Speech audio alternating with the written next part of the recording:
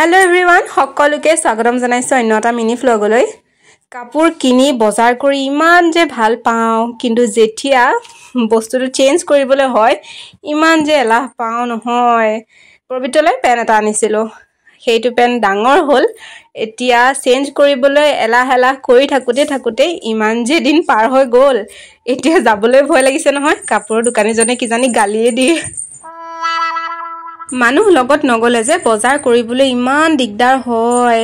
আপুনি ভাবিব কিবা এটা সাইজ, কিন্তু ঘৰত আহি পালে হৈ গৈ কিবা এটা সাইজ, জানেনে?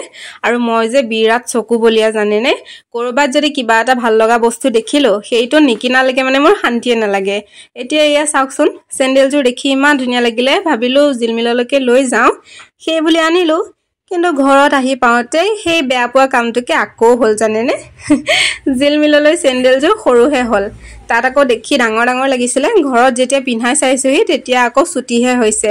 মই যিটো কাম বেয়া পাওঁ সেইটো কামেই বাৰে হৈ থাকে, মানে চেঞ্জ কৰিবলৈ যোৱাটো মোৰ কাৰণে মানে মহাভাৰত। আৰু আনিবলৈ যিমানটো ভাল লাগে, কিনিবলৈ যিমান ভাল পাওঁ, কিন্তু ঘূৰাই দিবলৈ যাবলৈ যে ইমান এলাহ লাগে নহয়। আমাৰ আইদেউ আকৌ চুটি মুটি চেন্ডেল পিন্ধিও ফটো পোষ্ট দিবলৈ এৰা নাই দেই, একদম সাৱধান হৈ ফটো উঠিছে। নতুন চেন্ডেল আনি দিয়াৰ কাৰণে চাওকচোন।